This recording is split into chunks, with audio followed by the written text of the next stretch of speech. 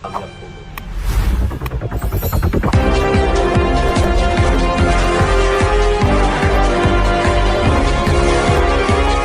Morning to all of you. आज हम लोग देखते हैं टू ऑल ऑफ यू, जय हिंद। आज हम अपने गुरुदेव से आपको मिलवाने वाले हैं, जो संत जेवियर कॉलेज रांची विश्वविद्यालय से इन्होंने उच्च शिक्षा प्राप्त किया और फिजिक्स डिपार्टमेंट के एचओडी आरएनआर कॉलेज के प्रिंसिपल पद पर भी रह चुके हैं, जो ललित नारायण मिथिला यूनिवर्सिटी का एक अंगीभूत इकाई है।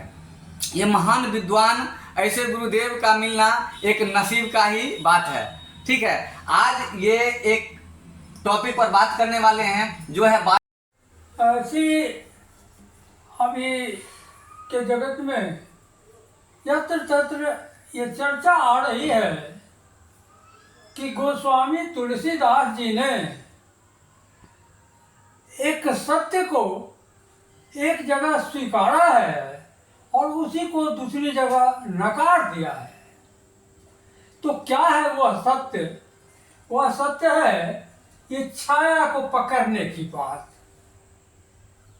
प्रतिबिंब को पकड़ने की बात।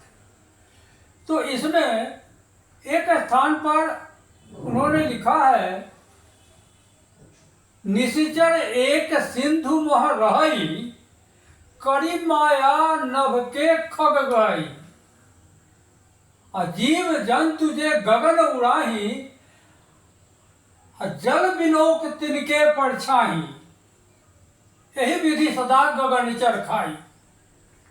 वो एक राक्षस है जो समुद्र के अंदर है और वो आकाश में जो खग प्राणी जो उड़ते हैं उनकी पानी में छाया पकड़ लेता है और जिसके कारण वो उड़ नहीं पाते हैं और उनको वो खा जाता है। तो ये बात तो आई कि यहाँ पर उन्होंने स्वीकार किया कि छाया पकड़ने की संभावना है, लेकिन दूसरी जगह फिर आगे कहते हैं कि निज प्रतिबिंब बड़कु गही जाई, अजानी जाई नारी गति भाई। त्रिया चरित्र पर उनका ये कमेंट था और है लिखा है कि अपना प्रतिबिंब मनुष्य पकड़ सकता, निज प्रतिबिंब बड़कु कही जाए। यदि अपना प्रतिबिंब भी पकड़ में आ जाए, यह भी संभव हो जाए, लेकिन नारी के चरित्र को पूर्णतः जान पाना ये असंभव है छाया पकड़। तो यहाँ पर उन्होंने नकार दिया छाया पकड़ को। अब इस दोनों में से असली ये है कि छाया को पकड़ना मतलब छाया का उपयोग कर लेना, ये क्योंकि साहित्य में पकड़ना और उपयोग करना ये शब्द में बहुत फर्क नहीं है। तो अभी हम लोग देखेंगे कि कैसे छाया को पकड़ा जा सकता है। वो विद्युत बोर्ड का एक विभाग है जहां 5 इंजीनियर की योग्यता समान थी और नियुक्ति की तिथि भी एक है और उनकी सारी गतिविधि एक है। उसमें से एक को कार्यपालक अभियंता में प्रोन्नति देना है। अब ये समस्या है कि ये सब आइडेंटिकल हैं, फिर इसमें से किसको अगर लिखित परीक्षा ली जाती है तो वो कहेंगे कि कॉपी देखने वाले ने, हमने तो ठीक लिखा था, कॉपी देखने वाले ने गड़बड़ किया, या वो ढेर सारा बहाना उनके पास से आ जाएगा अपने पक्ष में। तो मुख्य अभियंता ने सोचा कि एक ऐसा इंटरव्यू करें कि सबके सामने बात स्पष्ट हो जाए। तो उसने कहा कि ये फलाने मैदान में, एक मैदान का नाम लिया जैसे पटेल मैदान में 7 बजे संध्या इन 5 का इंटरव्यू होगा, साक्षात्कार होगा।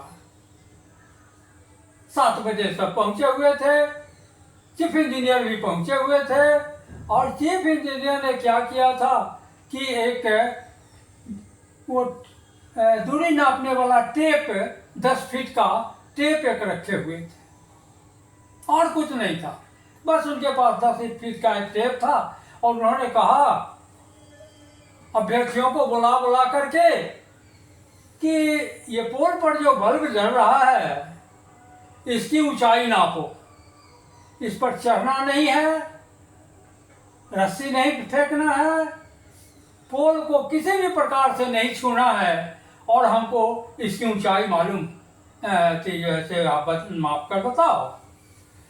तो कई तो इधर उधर सोचने लगा, लेकिन उसमें से जो एक व्यवहारिक दृष्टिकोण वाला था उसने सोचा, देखा कि यहाँ जो मैदान में जो भिन्न पोल से भिन्न भिन्न दूरी पर लोग हैं उनकी छाया की लंबाई भिन्न भिन्न है, दूरी के मुताबिक छाया की लंबाई बदल रही है। इसका उसने लाभ उठाया। अब कैसे लाभ उठाया वो देखा जाए। यही पोल है और यहाँ पर ये बल्ब जल रहा है और सारे लोग यहाँ हैं। अब उसने क्या किया, तो जो चीफ इंजीनियर साहब थे उन्हीं को कहा कि सर आप थोड़ी देर के लिए यहाँ पर सीधे खड़े हो जाइए, सीधे खड़े हो जाइए और खड़े रहिए जब तक हम आगे नहीं कहते हैं। तो खड़े हो गए, तो यहाँ से प्रकाश चला,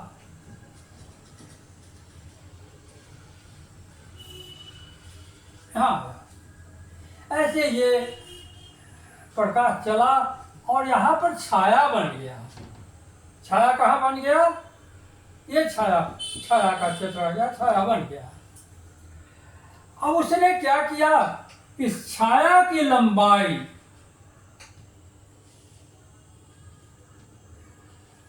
x नाप लिया